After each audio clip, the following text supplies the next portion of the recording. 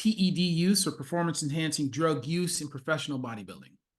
I think it's very prevalent, man. I think it's a necessary evil. I really don't see any other way as far as if you're going to be somewhat competitive at all on the spectrum. That's male or female.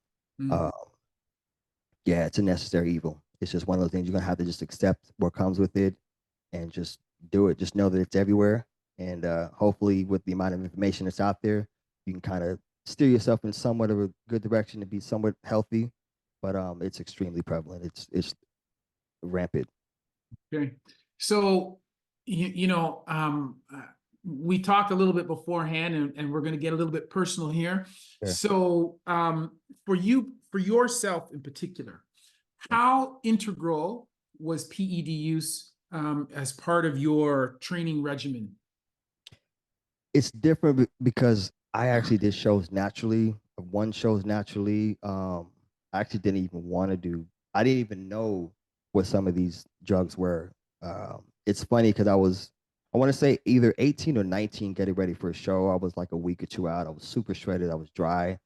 But I was natural and I was barely even doing like protein. Like I couldn't even afford it. Like I just was coming out of high school. I didn't making a lot of money. So um, I was disciplined though. So whatever you told me to do, so I was following my diet. So I was super lean. I was hardworking. But as far as anything else, I really didn't have much knowledge of it.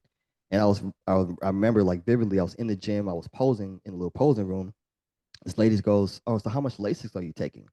Like, what's that? I have no idea. Like, what? She's like, well, how are you that dry? Like, what are you doing? I'm like, I'm just eating and doing a little bit of protein here and there.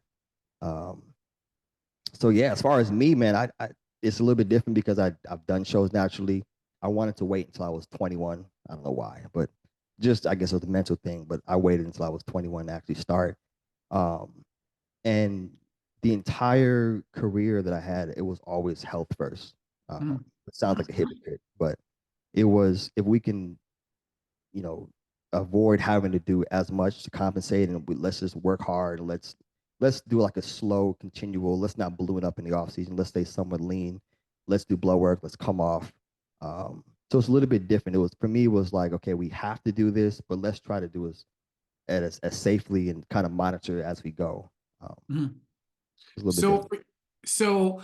well, you're retired now, so you don't have to keep the secret sauce Yeah. secret. No. But out of curiosity, for you, for yours, like if you were to think about the stack that you used, number one, how many different uh, substances did you use in total?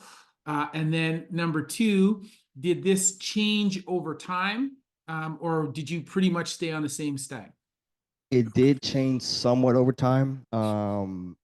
When I first got in, I didn't know too much. I was doing my research. I did get a coach. I tried to do it as best I could as far as like getting guidance, but I didn't really know too much about it. So when I was told, "Hey, do like some trend or do this," so I'm thinking, "Okay, cool," and I would just do it, and I would balloon up. But eventually, like I found out like how horrible stuff like trend was, and you can literally achieve a really good look without harsh, substances like that. As far as what I took, test was always like the basic, like basis around my stack. Um, I never really went too high because I always had to make a weight class. So with my physique, as soon as I touched stuff, like I would just balloon up. Like just I was like I guess you can call like a hyper responder to where I didn't really need too much. So I kept the test always like under 750 a week.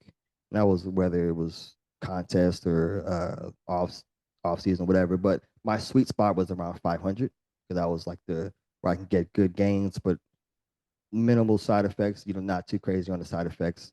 But as far as the injectables, I've always done like two or three different compounds. Maybe Primo. I always loved Primo. Um, the third, maybe like an EQ or something like that. Uh, so I've always done maybe two or three injectables. As far as like the orals, I'm not a big fan of it. It's pretty harsh, bro, on the system, especially like in the off season when you're talking about like Anadrol and D-ball. But to be honest, I've tried it all. So, but over time, I kind of tapered it to where I've done like two or three orals. I'm sorry, not two or three injectables, maybe like one oral, like an Anavar, a really low dose Anavar. Um, kept the AIs in. I'm a big fan of like aromas and stuff that are kind of like not be as harsh on like your lipid panel. Um, and then when I came off, of course, I did like the HCG, Clomid, that kind of thing. So, Okay. but I mean, it was super basic compared to, Mhm. yeah. Compared to what other people are Yeah, I mean, using. that's really it. I would say like maybe five. I mean, between the, yeah, maybe five compounds total Okay. during the contest. Um, this wasn't one of my questions, but you did mention it a little bit before. And I, and hearing what you use, I thought about this now. Um, the cost of taking these, you know.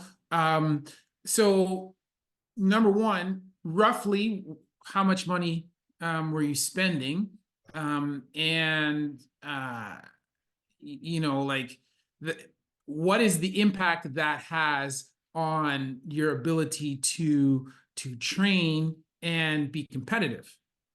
I would say, first of all, if you're going to be in bodybuilding, you need to have disposable income. You need to be able to just spend money and just without it returning for quite some time. Um, and you'll be lucky if you break even. Now, of course, you got the, especially with social media, there's much just different ways to kind of make that money back, but you have to be okay with spending a few grand per cycle. My average I would spend is, I'd say between 3 and 4 grand a cycle. And then eventually I got to where I got sponsored and, I just, it was sent it to me by the box, so I didn't have to pay for it. But I would have to definitely get 2 and 3 jobs sometimes just to make sure that I can just afford being a bodybuilder and being able to eat all my meals and um, afford the doctor's visits, afford my cycle, afford like everything that was involved. There's so much more than just the cycle. You have to be okay with just spending that amount on food and your health supplements as well. Mhm, So, mhm, but mhm. yeah, to answer your question, about 3 to 4 grand. Okay.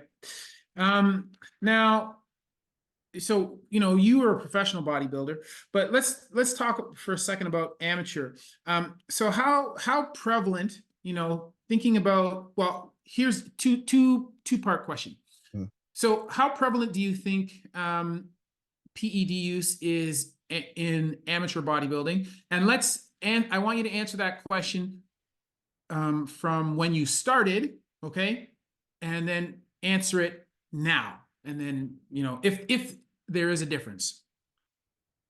With me, with the exception of taking some compounds out, like trend, and kind of taking more of a safer approach, that was the difference between amateur and pro. Like by the time I did like my last few pro shows, like my stacks were like pretty minimal, bro. And I was just making some crazy, crazy gains. I kind of figured out what my sweet spot was. But I was also in some of the rooms, some of the conversations of, amateurs and pros. And to be honest, there was not much of a difference as far as the stacks. It was just as big with national guys as some of the pros that I know.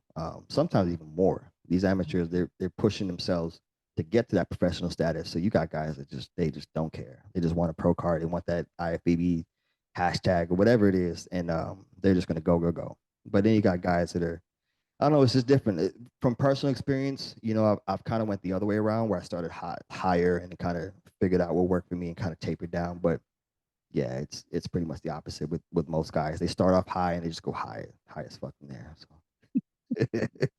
I in one of the videos there, I included a clip from Dorian Yates when he was on London Real, and he talks about like the amount that people are using now compared to what athletes and professional bodybuilders were using when he was in his prime. And he just like he's pretty much says he's astounded with how much people are using now compared to back then. And not only the quantity, like in terms of the volumes or the amount of milligrams that they're using, but also the variety of compounds that they're yes, using. So at various stages, whether they're trying to bulk up, then to lean down, then to diurese themselves so that they can be like super shredded. yeah, Like it just, he said that it was just mind-boggling what the combinations that people are using now, yeah, right? and the quality is different also. It's not as good. It's a lot more cheap underground stuff. Of course, they had cheap underground stuff, back then, but you talk about stuff like Powerball, and they had like the real trend to where you didn't need more than like 70. I think it was like a 75 I don't know what it was, ampules. I don't know if you remember the ampules back then, but that was actually the real stuff. But so you didn't need to do that much. And guys are, I don't want to say afraid, but they just was told, hey, you just need, this is what you do, this is how much, and guys kind of stuck to that. Whereas now the stuff is, I would say, watered down, especially like when you look at like GH, where you got this Chinese stuff, and they're doing 3 times as much just to get the same effect as like the pharma grade. Um, so yeah, I would say more so the quality. Because of the quality, they're definitely doing a lot, and it shows in their physiques. It shows in some of their training. They're kind of compensating, and they have like that watery kind of new muscle look. You see a lot more today. Mhm, mhm.